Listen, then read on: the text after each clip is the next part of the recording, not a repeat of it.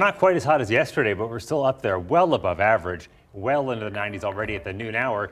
But we got some storms possibly coming, so that could drop those temperatures significantly, at least for an hour or so. 93 at the San Antonio airport, Cincinnati 96, winds easterly at 15, so at least we have that breeze to cool us off here and there. And with a hazy look at downtown once again, humidity at 45%, so it's not super humid out there like it's been the past few days. Dew points at 69, but that will be creeping up as storms get set to move in. Temperatures we're seeing 97 in Del Rio, that's the hot spot. George West 95, Beeville 94. Cool spot looks to be Austin, just had some rainfall, 79, 86, or 88 rather in Fredericksburg. Factor in the humidity, it really feels like 107 George West and Beeville. Gonzales at 107, Seguin 103, feels like 91 in Rock Springs, and feels like 99 in Del Rio.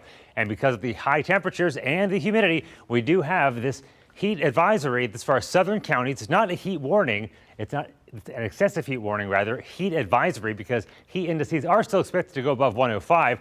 That's a severe thunderstorm watch box just outside of our area because we have some storms pushing through eastern counties, but none in our area are severe. Here's the wide view. You can see that line that's approaching the Houston area just north of Houston. Looks pretty nasty, but by the time it gets back here, at least to our northeastern counties, not seeing severe weather, but there is a little bit on the radar. And the Storm Prediction Center has downgraded the enhanced risk for most of us to slight later today into this evening. Still enhanced, though, for Del Rio and our western counties, but most of us downgraded to slight, so that's good news. Here's the futurecast hour by hour. Starting out right now, we are looking mostly sunny, but by the end of the day, we'll see a few isolated storms popping up, especially in our far east counties and off to the west. Then the storms become more of a line as the system pushes through. This model says 9 o'clock, but the National Weather Service is a little bit later, more like 10 p.m. to 1 a.m. for our central counties. I'm thinking a little bit earlier, also between 8 and 10 likely tonight. That's when the most likely time for any of these severe storms to push through. But notice they weaken quickly. There's midnight, and then as it heads offshore by tomorrow morning, we're mostly clear, looking nice. Temperatures in the upper 60s and low 70s. And tomorrow should be a mostly dry day, mostly sunny. Not as hot either, thankfully. The storms are going to knock out some of that heat for us as we head into the rest of the week. And here's Thursday morning, starting out partly cloudy, and then we'll end up mostly sunny during the day. Very slight chance for a shower, but I'm thinking most of us will stay dry on Thursday. So the forecast, you can see the severe threats, though. The highest one, damaging winds, large hail, a medium threat, isolated tornadoes and flooding.